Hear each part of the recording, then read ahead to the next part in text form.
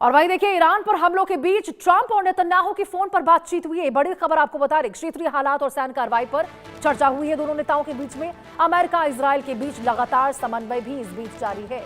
तो पश्चिम एशिया में बढ़ते तनाव पर दुनिया की नजरें टिकी हुई है। और वहीं देखिए, संघर्ष के बीच कूटनीतिक गतिविधियां भी तेज हो चुकी है। ईरान पर जारी हवाई हमले के बीच अमेरिकी राष्ट्रपति डोनाल्ड ट्रंप और इजरायल के प्रधानमंत्री बेंजामिन नेतन्याहू के बीच फोन पर एक अहम बातचीत हुई है। जानकारी के मुताबिक दोनों नेताओं ने ईरान की मौजूदा स्थिति, क्षेत्रीय सुरक्षा और अमेरिकी सैन्य कार्रवाई को लेकर चर्चा की है। और ये बातचीत देखिए ऐसे समय हुई है जब पश्चिम एशिया में तनाव लगातार बढ़ रहा है और अमेरिका ने ईरान के कई रणनीतिक ठिकानों पर हमले तेज कर दिए हैं। दूसरी ओर ईरान भी जवाबी कार्रवाई के दावे कर रहा है, जिससे पूरे क्षेत्र में हालात बेहद से भी ज्यादा संवेदनशील बने हुए हैं। अब देखिए, अमेरिका और इजरायल के बीच लगातार समन्वय को इस संकट के बीच महत्वपूर्ण माना जा रहा है।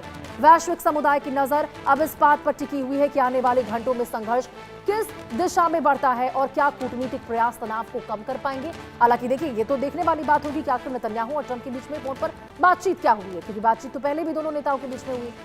पहले हवाई हमले, जब हमले लगातार यहां इजरायल की ओर से ईरान पर किए जा रहे थे, तेहरान पर किए जा रहे थे, लेबनान पर किए जा रहे थे, तब अमेरिकी राष्ट्रपति फोन करके लताड़ लगा रहे थे बेंजामिन नेतन्याहू को। लेकिन अब देखिए, देखने वाली बात होगी कि जब अब खुद ट्रंप अटैक कर रहे हैं यहां ईरान के ऊपर, तो क्या अभी भी ट्रंप नेतन्याहू को रुकने के लिए कह रहे हैं या फिर साथ देने के लिए कह रहे होंगे कि भाई अब बहुत हो गया, अटैक किया जाए, क्योंकि ईरान भी रुकता हुआ नजर नहीं आ रहा। शुरुआत तो देखिए इस बार MOU के बाद हस्ताक्षर जब हुए, शांति समझौता जब दोनों देशों के बीच में हुआ, तो शुरुआत तो ईरान की ओर से की गई। स्ट्रेट ऑफ हॉर्मुज में सबसे पहले अटैक किए गए और यही वजह है कि देखिए, नाटो जो हमेशा से दूर रहा, उनकी ओर से यह कहा जाता है कि ये जो जवाबी कार्रवाई की गई अमेरिका की ओर से, ये अमेरिका की तरफ से करना बेहद जरूरी था। तो सोचिए, वैसे तो नाटो ने कुछ नहीं कहा इतने समय में। अमेरिका के राष्ट्रपति डोनाल्ड ट्रंप बार बार कहते रहे कि भाई हमारे ऊपर हमला, यानी कि सबके ऊपर हमला, तो हमारा साथ क्यों नहीं दिया जा रहा है। यदि आज हमें साइडलाइन किया जा रहा तो कल किसी और नाटो देश पर भी हमला होगा, तो कल आपको भी ऐसे ही परिणाम भुगतने पड़ेंगे।